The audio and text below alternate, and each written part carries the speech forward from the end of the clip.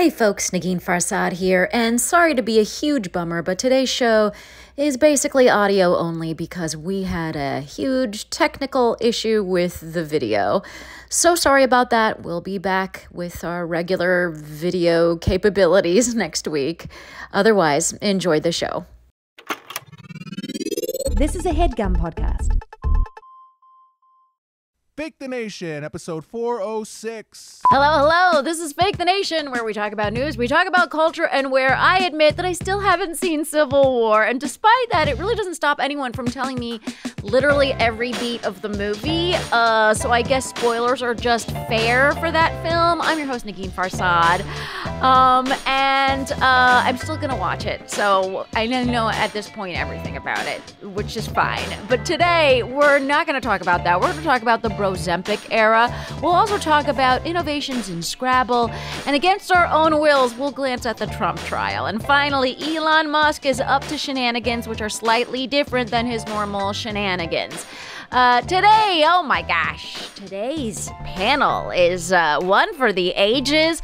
Both of them returning to the show. We have with us host of the daily podcast, The Gist, and the fact that it is daily is just something that I admire so much, because how do you fucking do it? My God, it is the incredible Mike Pesca. Hey, Mike. What I do is I corded myself off from pop culture, so when you talked about not seeing the Civil War, I said, well, didn't Joshua Chamberlain execute the maneuver at Little Round Top, thus winning the side for the Union? So I think we're talking about different things. We're talking about different things. Although that Civil War has also been rammed down my throat plenty of times.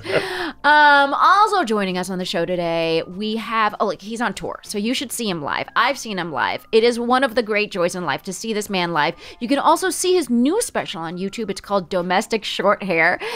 He is one of the greats. He is the one and only Todd Barry. Hey, Todd. Hey, I'll top you on the Civil War thing.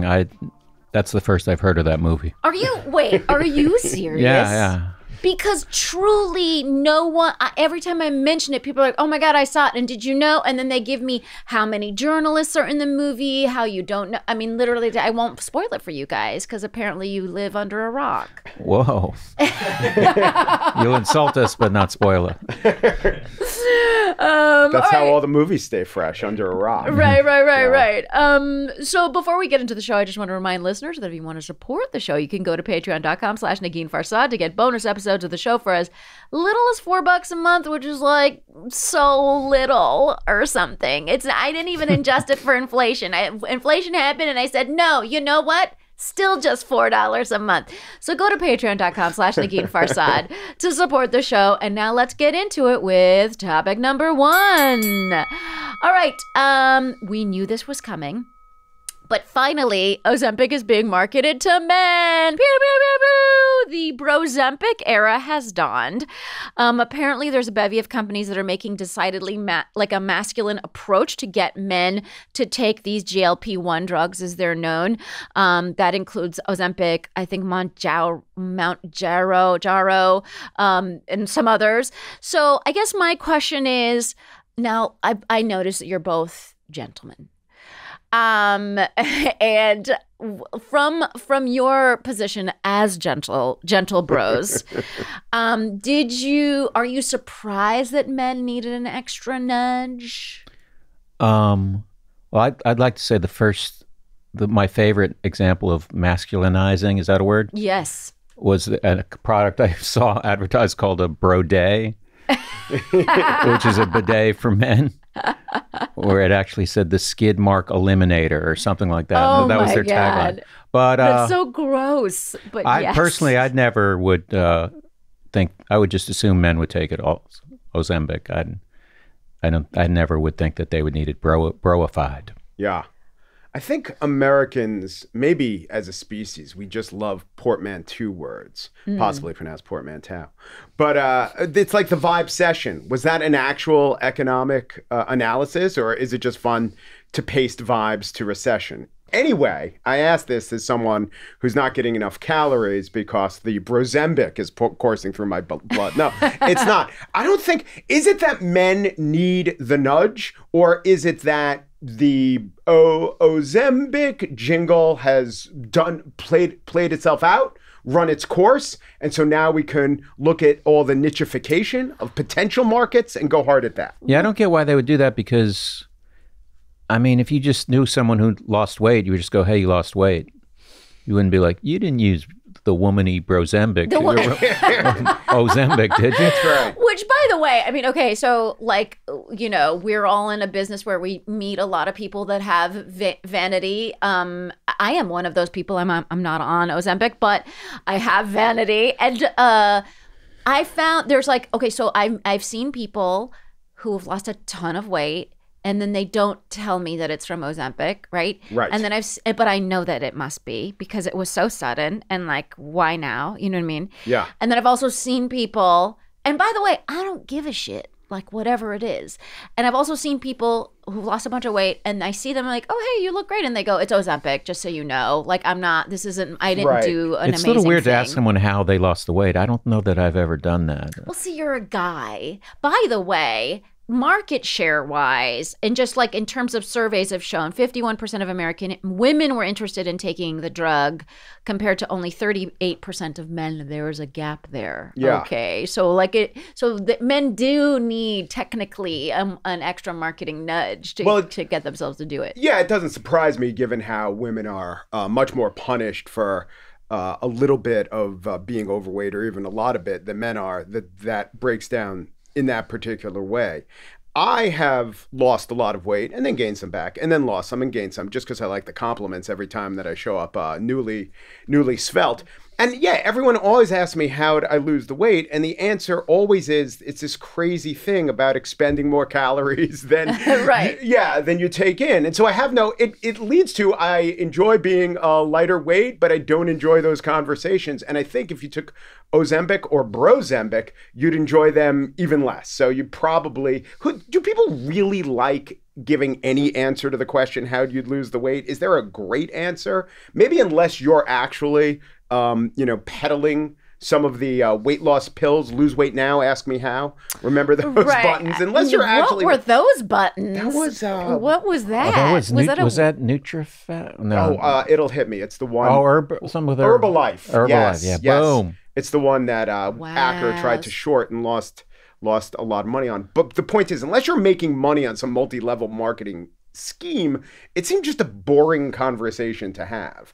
Now, maybe the bro side of it, when you take Ozempic and all those drugs, it just decreases impulses overall. And so maybe they should market this for the bro who is overly on FanDuel and DraftKings, because it literally works. It for does, that, yeah.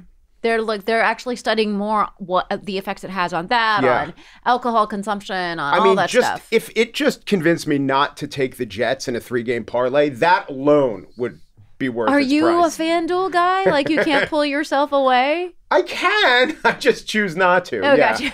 So yesterday at the Rangers game, I was eating pretzels, drinking beer, and betting if Ovechkin would have more than 2.5 shots. And one of those three activities actually made me money. Oh, and the ladies and gentlemen listening to Fake the Nation right now know that I understood almost none of what you just If said. you want to shut me down, start talking about sports. All right, folks, let's move on to another item in culture. Scrabble is, after 75 years of essentially changing nothing, now introducing Scrabble Together, where players work as a team.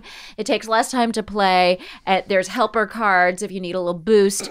I guess my question for you guys is this a welcome change or the sign of a coming linguistic apocalypse? Oh, my God. Those are the two options, by the way. There are no other I think options. it's more exciting to say the latter there on that one. I'm worried about a linguistic apocalypse. Or as they call it, a apocalypse. He's probably good at Scrabble. Well, no, I know. This fucking guy, you can tell. Make shit up. Oh, we're allowed to curse? Okay, good. Oh, yeah. Let's start over then. It doesn't seem like... I didn't even know you couldn't play Scrabble as a group. Well... This is okay. I have to just like make an admission about Scrabble because I think probably I'm a writer, right? Like you would think that Scrabble is just in my bones or something, or that I'm a big player or whatever. Like probably people may think this about me in that I earn money in that world. However, I find the entire I actually think Scrabble Together is something that might pull me into the game because I find that there's something about Scrabble that it does not use my brain in the right way, or like it just is alienating to me, and I feel like it'll show me off to be quite dumb, and I don't want people to know. Do you do the New York Times spelling bee? No. I don't do any. I need to kinda because do I guess that. if I do want to that. not have dementia, like I have to do that or something. Like, is that the rule? But the Scrabble group thing, I feel like that would cause a problem where someone's going to drop out, just not lose interest. Because they're And just gonna be like hey, freeloading. Hey, and just Fred, sitting what's there. going on, man? You're holding us back on the group Scrabble. Yeah, I mean, I don't even understand. I mean, it just sounds like fun ways to think of words with a team. Yeah. Yeah, which itself just sounds like so much fun. I think what happened with Scrabble is that they were hit by Words with Friends. Remember that one? Yeah. And Alec Baldwin Yeah. was doing Baldwin it on the famously, plane. Yes. Now he's maybe in a coffee shop getting harassed. Alec's always in the news for some great Can I just stances he's say, taken. every time, I don't know Alec Baldwin, but I see him a lot. Like, and he's always doing some kind of errand. I've seen him out and about. And Right? stuff. Yeah. And he is maybe always with doing 18 an kids errand. at home, you wouldn't need to go out a lot. He's always like he's like always like going into a bodega and buying something or like parking a car. He's just like a dad doing errands. I think It's we've so established funny. that Alec Baldwin has a side gig working for Uber Eats. Yeah, yeah. That's what he's doing. I think that's what's He's going on. delivering. I think that's what's going on. Yes. Okay. So sorry. You were gonna say. I do think I think Scrabble with friends. Scrabble is to be played with friends, right? But against them. And I guess we're a little less comfortable with competition, a little more besotted by what Wordle represents, right? It seems more collaborative. You know, you brag about your score. And Scrabble was invented when? In the early 20th century? 75 years ago. Yeah, so it goes back a long way. And games like Scrabble and Monopoly that have steady sales, but nothing really spikes their growth, every once in a while need to do this. And Scrabble, right, Monopoly can release new little figures, and so people will buy it because it's not just the sneaker and the Although dog. I'm not out here talking about new little figures for Monopoly, for the record. This is like, I don't know, Andrew, but this might be the first time we're talking about a board game.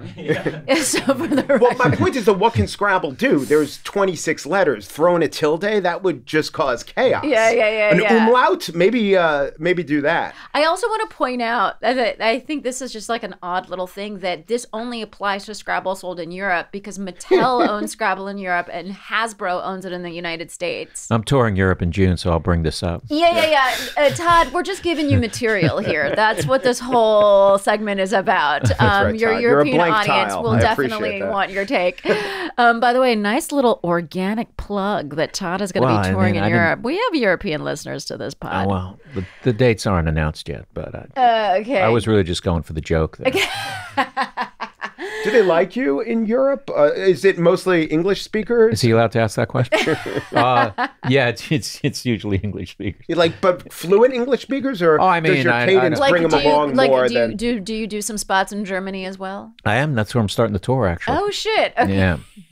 How's your German? I don't know. I mean, I just assume everyone. Speaks English. I've never been to a country where they didn't, where you show up and you're like, oh man, they're not going to speak English, and everyone speaks English. Yeah. I feel like everyone speaks English. But do you feel like you have to adjust any of your stuff? stuff? Yeah, you have to adjust stuff. Yeah, you have to if you reference CVS, they're not going to know what you're talking about. Right. So you have to be like Marks and Spencer's. Yeah, or Boots or Superdrug. Yeah. There it is. Hey, how about the Bundesliga? You start off with. Yeah, that's what you say. But what about your crowd work? Your legendary crowd work? How does that change? That doesn't change. I mean, they're usually really polite audiences, the ones I've done in my European tours. So they're just excited that you're there in Antwerp or Hamburg. And I don't know why just saying the names of those cities sounded so insulting. But I didn't mean an insult. No, I know. It's just like I'm laughing at my laughter is insulting. Like I don't know why. Rotterdam. It's like I don't know. No, but I'm sure I love Antwerp, guys. It's my favorite. No, and these are big port cities, so they're used to visitors. I also love how the other organic plug that just happened happen is that Mike Pesca is a fan of Todd Barry, which is Oh, another yes. thing that we just Oh learned. my God, it's all happening for me today. All right, folks.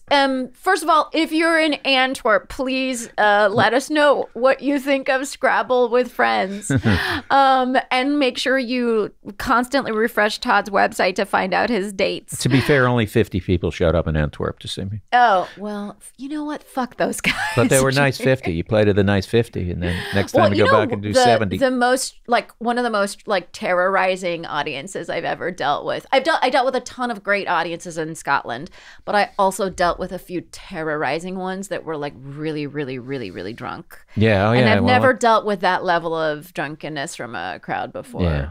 That was too much. That's why you got to play to your fans. Yeah, and also if you're a Negin Farsad type and you're touring in Scotland, you gotta not do anything after 8 p.m. It has to be. I did an 11 p.m. show once, and that was a mistake. That applies to the world. Yeah. By Negin Farsad type, do you mean colorfully jumpsuited or Persian? Colorfully jumpsuited Persian.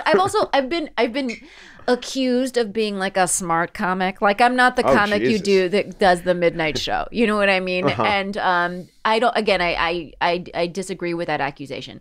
But it has been lobbed at me. Well, your new album, Negin Farsad, Dumb Comic, I think answers the critics. I know. I'm just trying to right the Ladies wrongs. and gentlemen, the Dumb Comedy. That's actually a good name for it. Really good I name. know, right? That's not bad. All right, well, we'll workshop that. Folks, let us take a quick break so we can hear about our sponsors. And when we get back, we will continue with the next topic.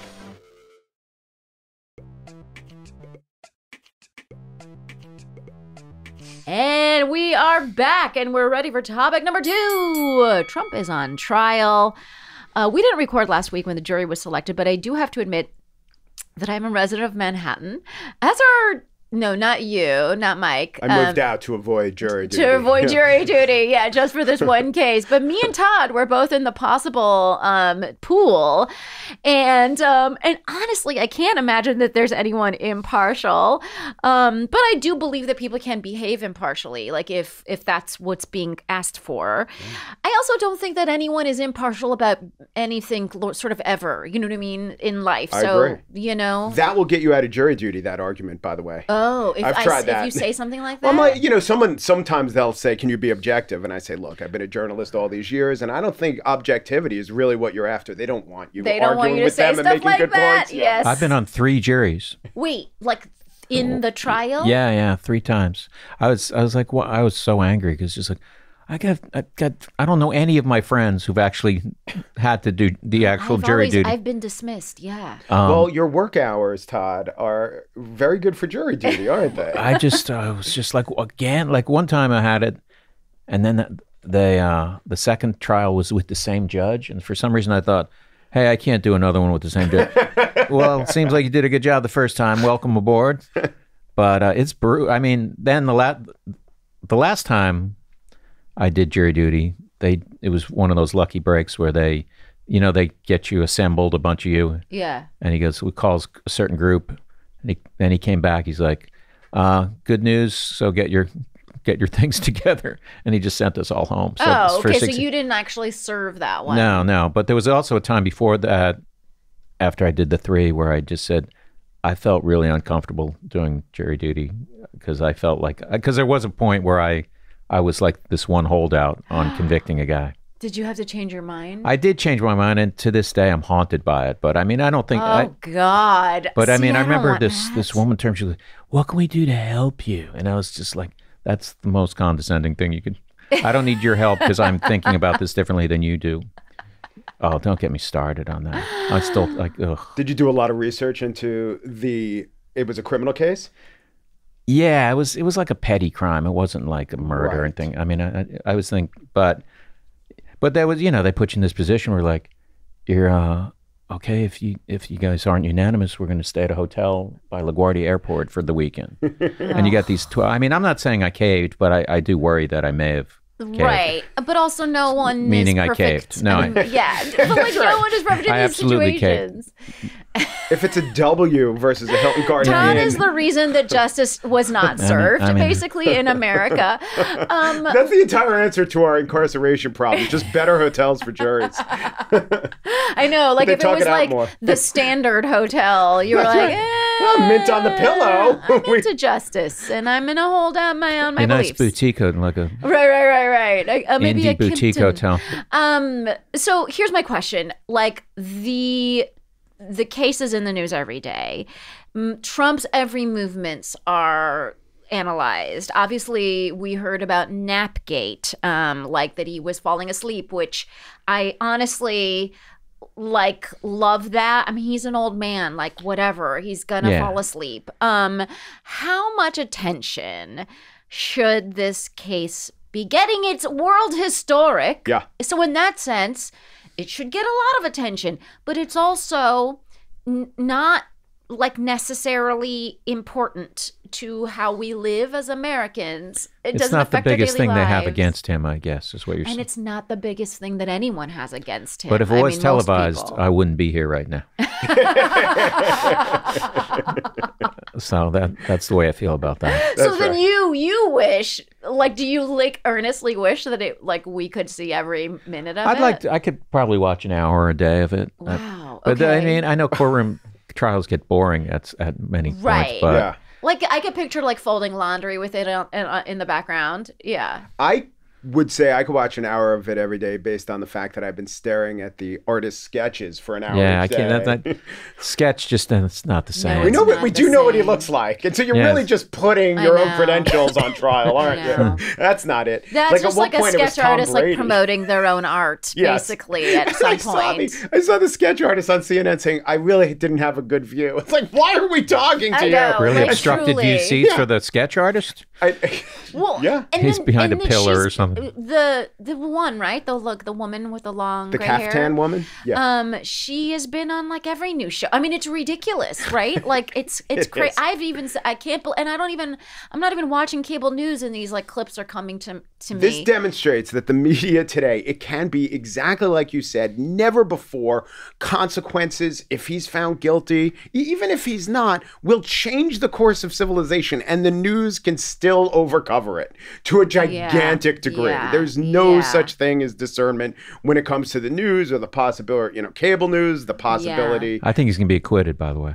I think he may be. Oh. I saw juror number 2, his two sources of news were the New York Times and Truth Social. So that could be the holdout. Okay, That could be yeah. the Todd Barry in that Wow, particular that's- situation. That's an interesting. Oh, so there's a juror who gets news from Truth. How- Yeah, there's no way they're going to convict him. How was that juror not disqualified or whatever? I mean, sent some jurors home? watch MSNBC. One juror listens to WNYC. I mean, this is gonna. Most of them do watch the New York Times. They put together a chart it based was on the 13 media. out of 18, Yes. 12 plus 6. The New York Times must have felt great about that. Their market penetration in the Manhattan jury. Wouldn't you pool be is terrified to be on a Trump jury? Like if your name gets out, Well, that's and the he gets thing, convicted, because he's when the bullied so many dude people. set himself on fire, Yeah. apparently there was just reports of jury members just crying because they were like, fuck, I do not want. I think that would be for me the biggest thing is look, I have a family, I don't need it. Well, jurors who are I don't want impaneled to be doxxed. Yeah. They've asked to be dismissed, and it was granted because of concerns about privacy. Yeah. And Trump, I'm not thinking he's going to adhere to the gag order. I don't think. Right. Because he hasn't been. He's already been yelled at for it one day in. Right. Yeah. And the other interesting thing is that if he does, so you think he's going to be acquitted. I think there's a good Based on chance. what is this feeling? Why? Well, this just that feeling? all it takes is one person to go. Right. He didn't. I don't know. But what if someone was like, what can we do to help you? Yeah. Well, I know. What if they throw a LaGuardia Airport? Right. But that's in Queens. That's not even Manhattan. They I know. put you in a different county. Oh yeah, that Yeah. doesn't make any sense Sequester? actually. Yeah. So my question. So one interesting thing is if he doesn't get acquitted, and I don't think he would serve time. So that's also my prediction is if he is found guilty, he will have some sort of probationary thing. It'll be simple. But if he did have to serve time, just a fun little detail I found out this week is that the Secret Service would also have to be there. Oh, really? Yes. Yeah. Isn't that fun? I never thought about. Wow. I know. I didn't think about that either. And the New Imagine York how angry you'd Times. be if you were like, I didn't fucking get into this to go to jail. I know. I'm going to jail. You fucking do all this like service to do a prestigious job. So they'd have to be and in a it's- cell? Like they'd have to be a cell? I think they'd have to be around the cell or like nearish to the cell. What would his Secret Service code name be if he was in jail and they were in jail? It would be toilet wine. Toilet Wine 1 is on the move. There is a bill before Congress to strip him of Secret Service protection if he gets convicted. Oh, okay. So then But there is a bill before Congress is one of But those also, you meaningless really phrases. you can't, I know, bill before Congress is like, there's a Post-it note on someone's desk. But you also can't let a former president get shanked in prison. Yeah. You know what I mean? Like, that's just not something that can happen. Not since Millard Fillmore has this come up. Whoa, this guy knows his stuff, man. This fucking guy. This Yeah, is man. who you want to be. I got the you dumb want- angle for you. He's got the smart angle. And that's why this is such a fantastic panel. So I guess we came in on it's being overcovered, and at the same time, it's an incredibly important thing that we would watch at least 1 hour of a day if we Yeah. could. Okay. But also, I agree with Todd. I mean, I was going in thinking this is of all the cases, this is the furthest fetched. Anyway, it seems the one The furthest from the most important. Oh no, the hardest one they have to prove. They don't have him dead to rights. The DA has this unique theory, novel theory of why the underlying offenses constitute a felony in the state, and he's got to prove that. But I was talking to defense lawyers who normally would say that, like, juries are going to get confused, and they're just saying, no, the jury, once the judge comes to bear and Trump is pissing off the judge already told Trump's lawyer, you're losing all credibility in the court. That was day 2 of the trial. So once you factor that all in, these defense lawyers were confidently predicting a conviction. I don't know, though. Okay, well, let's move on from that to another topic that nobody is comfortable talking about, which is not Gaza. We're not going to talk about Gaza directly. We're going to talk about the protests. By the way, for listeners, I've gotten some emails about when am I going to do a deeper dive on Gaza, and I will, and I'm looking for the right people. And I have to be honest, a lot of people feel scared to talk about the issue, which I totally understand. So these are the issues. This is something that we're dealing with when trying to actually talk about it. But I thought we could maybe talk about what's happening on college campuses as just an interesting angle on this entire thing. 150 protesters at a pro-Palestinian demonstration were arrested by the police at Yale and at New York University. On Monday, there was arrests at Columbia. There's encampments at various college campuses. There was an NYU encampment in solidarity with the Columbia encampment. And there's so much going on. Passover actually became an opportunity for ramped up activism because a lot of the protesters are actually Jewish and wanted to use Passover as a way to kind of support the Palestinian case.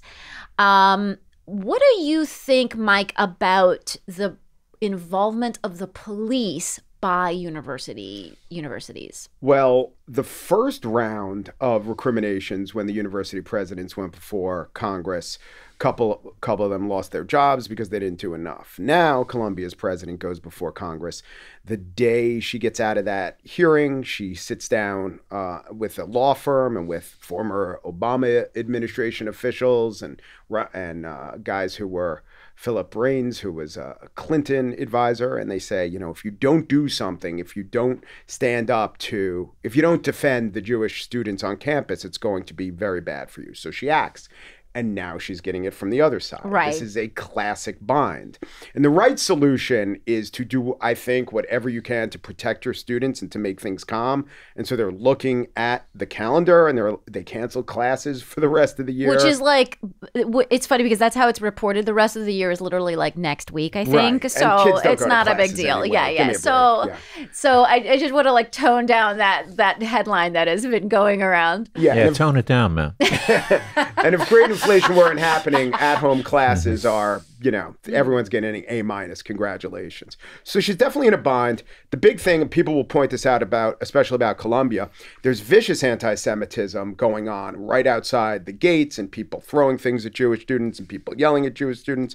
And then the explanation, sometimes you'll get Columbia professors saying it's not really going on inside the gates and the encampment is peaceful. But there are instances, a girl with a sign saying Qassam rocket brigades hit these guys next. Well, that wasn't, the sign says these are the next victims of the Hamas military wing, and they were Jewish students holding an Israeli flag, and that happened inside the gates. And there are other incidents where you could tell that the word Zionist is just being swapped out for Jew, and I assess them to be more anti-Semitic than not. But there's no easy solution. You're going to get blowback whatever you do. Arrests are never great on a college campus, but I do think the priority is to at least indicate that you're doing everything you can to protect your Jewish students. I mean, and to protect every student. It doesn't, I think it like, having been someone who would protest on my college campus. Also, I went to Columbia, and I mean for grad school, and I did do some protesting on the Columbia campus when I was in grad school, and I did some protesting at Cornell when I was in undergrad, and all right, we get it. You went. Did it work? You went to good schools. I gotcha. We're protesting the admission requirements. Tighten them up after you got in. I think the segment is done now that I got my degrees out of the way. No, but I remember. I mean, actually, at Cornell, we ended up changing the housing policy because it was quite segregated at the time. So they made a bunch of changes to the housing policy that have lived on till today, and the campus is a far more integrated campus than it once was.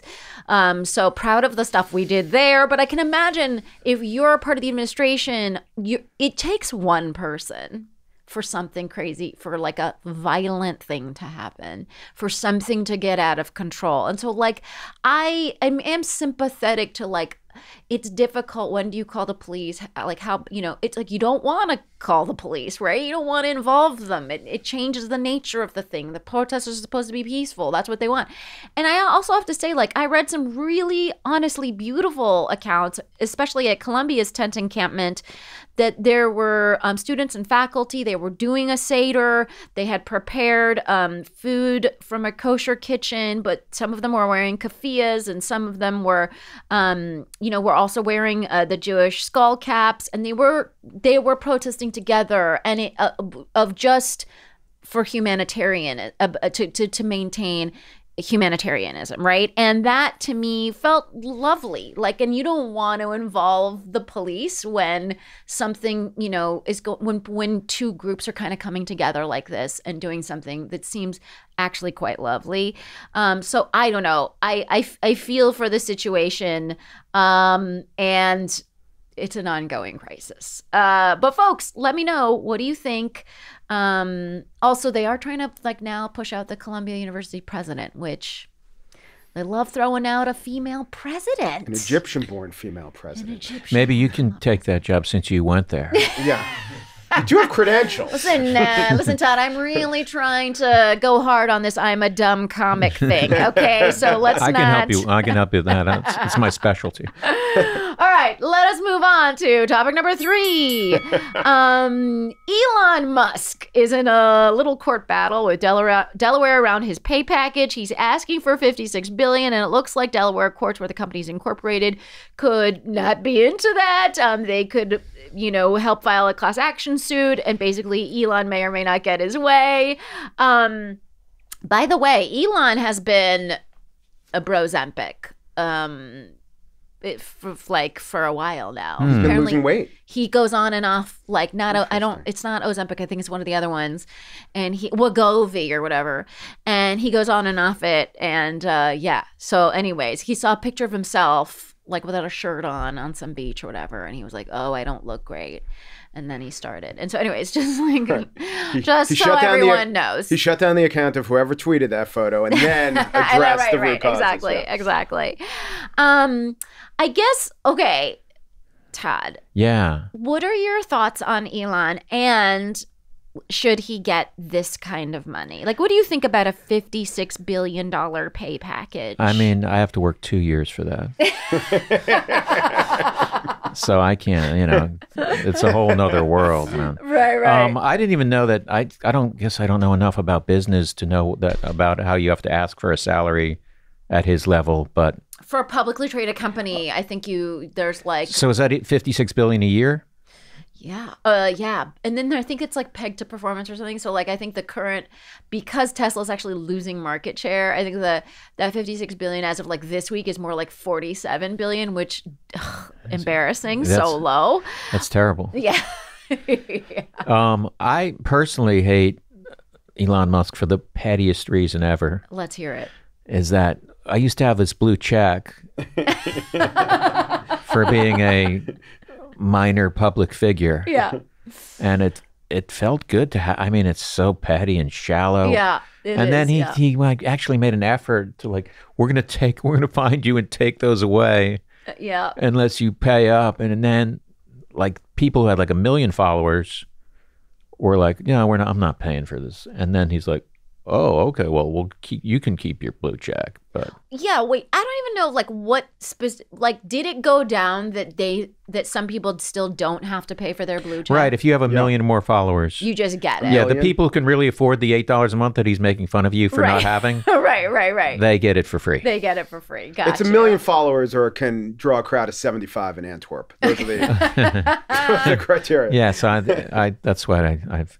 But I have like 299,000 followers. That's good. I need that You're blue check back. close. So that's my shallow reason for not liking him. Right. Because now it's like some guy's got 24 followers, has got this powerful blue check, but it's just a whole new world we're living in. Yeah. I'll live. We've all been surviving the loss of the blue check. I have to say, it's funny because it logistically, when you're like looking for a tweet or you're trying to tag the right person or whatever, the loss of the blue check has just made things more difficult. It's much less fun than it used to be. And the vanity, the inflated sense of ego that it gave us. Yes, Don't I get me agree started. that was. But nice. I was gonna say the $56 billion. Is he like making a case for getting $56 billion, or is he just saying this is what I want? I mean, that's I think his case is like, I'm Elon Musk, bitches, and I am Tesla, of course and Tesla I make $56 billion, yeah. And I got Tesla to this point. I mean, the other interesting thing is Tesla's been actually losing market share. It went from 66% to 59% of the EVs from 2021 to 2022. Like it's and there are now way more competitors. Their low cost Tesla that was sort of like the high water mark of EVs, they like stopped making new ones or something. So they've actually, and then they made those cyber trucks, which all of them got recalled, I think in the last week or something. So I don't know. Mike, what do you think? I, too, hate Elon Musk for a really petty reason. Oh, good. A self-driving Tesla killed my uncle. So that's... Is that true? I joke. Oh, my God. I just wanted to out-petty Tad. He definitely doesn't deserve the money based on the general, unassailable principle that no one deserves $56 billion. What's the 401k company match on $56 billion, by the way? It's hard to calculate. Oh, God, I don't even, That is over $1 billion a week. That is. Maybe that was his threshold. And Tesla's not doing well. Twitter's not doing well. X, let's call it X. No, let's not call it X. Let's not. I'll never call it X. I've never said that out loud. X. Yeah. Follow me on X. At the Trump trial, they literally used the verb truthed. Well, he truthed that, Your Honor. So from Truth Social. That's what the version is. Do you have a Truth Social account? Like just as I do not. I have curiosity? I have a Truth Social lurker account. Right. Yeah, that's what I mean. Oh, yeah, I do. So what does that mean? You've created a fake address and I think as to denote my stance, I have like a Rudy Giuliani insult name. So a name insulting Rudy Giuliani is my truth name. Yeah. Okay. And you have no followers. I hope not. How often do you check? How often do you check into your truth? Almost never, because, well, I just feel that all the important truths will be shared with me via Jesse Walter's world on Fox or Trump himself. Yeah. Right. Yeah. So you didn't need it. But I do think Elon Musk, there was a time just based on the, economic theory of return on investment when you could argue that amount of money made sense. Now is not that time. He got distracted with Twitter X, and then the Chinese started eating into his market share with Tesla. they have a new car. I can't remember what it's called, but like everyone in China is into that other car. Everyone in Mexico is too. They won't sell them here, but they're coming here. And then Elon's really going to have to step up his game. He has slashed prices on his Teslas. He has slashed prices massively on the self-driving unit, which doesn't work that well. And also, people, you have to like subscribe to something, and people aren't really subscribed. It's funny because there's actually a lot of reasons to think that he's a terrible CEO. Yeah. Among which, again, like the market share dropping, the competitors that that they haven't been able to do away with, the 4,000 cyber trucks that have been recalled. Also everyone just hates those trucks. 10% of its workforce has been laid off because the company isn't doing as great. He had the Boring Company that was trying to do the Hyperloop, and all they managed to do was one small loop in Las Vegas that shuttled Teslas back and forth, and actually ended up diverting California from implementing an actual high-speed rail plan that would have been way more useful than the stupid boring loop that he was going to do. Yeah, but here's the thing. Starlink's an amazing success. SpaceX is an amazing success. Tesla, separated from Elon, it's world changing, and it's making the world much better. And without Tesla leading the way, the Chinese wouldn't be copying him and innovating. So if you take away, and then there's the question of, but for his megalomaniacal side, does he get this done? But what about the whole blue check thing? Yeah, then you got Todd Barry's blue check. That's weighing down. How can you say anything nice about him after I told you that? I know. You're right. I mean, I also like to point out that he didn't invent the Tesla. He's not that. It was Tesla who did that, I believe. No. many, many years ago. But he came on and made it a big brand, and I get that, and everyone deserves whatever credit that they're supposed to get. Like saying Steve Jobs didn't invent any of the Apple products, but without Steve Jobs, would they have been as transformational? I also just want to say, without the people that did the actual inventing part, would it have been transformational? I mean, you know what I mean? We love to sort of really bring up the charismatic figure, but not shine any light on the, you know what I mean? I don't know. And I always feel bad for the people who don't get the light shine on them with their billions. But in 20 years, they'll make a Hidden Figures type movie that'll do moderately well at the box office. Ashton Kutcher again. Is what I'm saying. Yeah.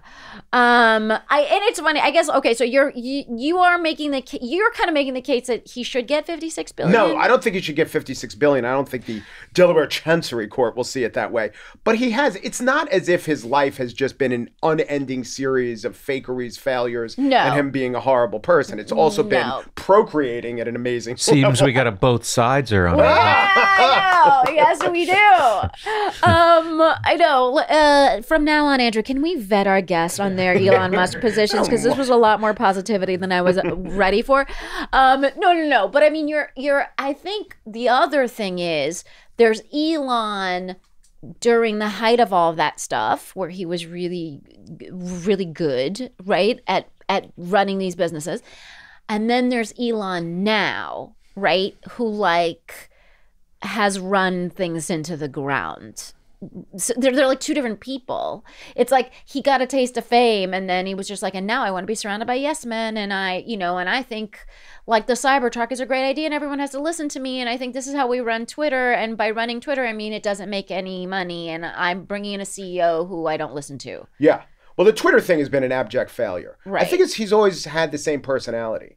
And when there was a lot of runway and a lot of possibility about what electric cars would be, just like Henry Ford, that personality and those demons made him money and made the car an amazing innovation. And now we see the downside of that personality. And also, as you get more and more power, there's fewer and fewer mechanisms to steer you away from your demons. I would love for there to be some sort of a bill. I don't know how this works or like how legal it is, but I think that there should be you can only earn a certain like number of, how do you call it? Like you can only be 40x the income of your lowest paid worker or something like that. Whatever. Like Ben and Jerry's, don't they do that? Yeah, exactly. Like there are companies that do this, and you know what? Ben and Jerry are super rich and happy. Like they did fine by having a rule like that. And I think there's a lot. I don't know if this is a rule in Canada. I might be speaking out of turn here, or maybe a lot of companies adopted that rule. Whatever. Anyways, something about Canada I'm remembering in my vault, faulty information.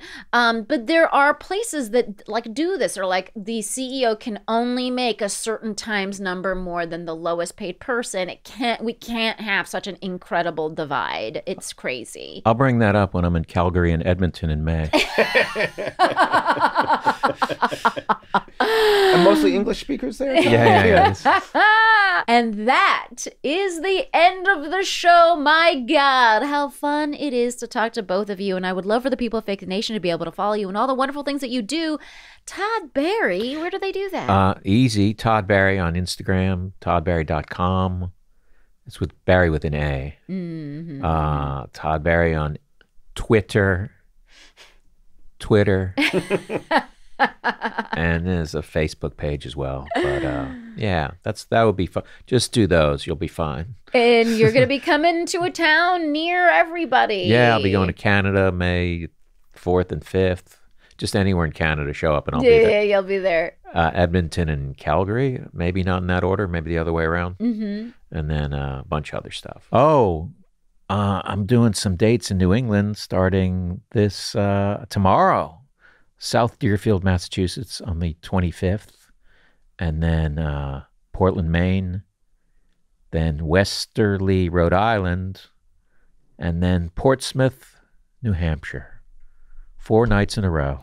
Definitely see Todd Barry live because it's so fun. It's unbelievably great. I agree. Mike Pesca, where do they find you? Well, I can't match the Todd Barry-esque hard sell that you just heard. Listen to The Gist, G-I-S-T, where better podcasts are sold. And the Twitter feed is Pesca MI, and then there's a Substack called Pesca Profundities. But The Gist, do The Gist. Do The Gist. I've been on that show. Todd has also been on that show, and it's such a great show. And you have such a way with interviews and just getting everything out in the open. It's fantastic. Thank you, folks. And you know where to find me and all the things that I do. I will be. We'll be doing Wait, Don't Tell Me in Chicago on May 9th. If you are in town and get tickets to that show, it'll be a good time. It's always a good time, those live tapings. And I'll be announcing some summer dates coming up. So stay tuned for those. Otherwise, I want to thank everyone who makes the show a possibility. The wonderful Andrew McGuire is our producer. Thanks so much to Gaby Alter for our theme music. Thanks to everyone at Headgum for making the show a possibility. If you have any questions, thoughts, ideas, you can email us at fakethenationpodcast@gmail.com. And otherwise, we'll be back in your earballs next week.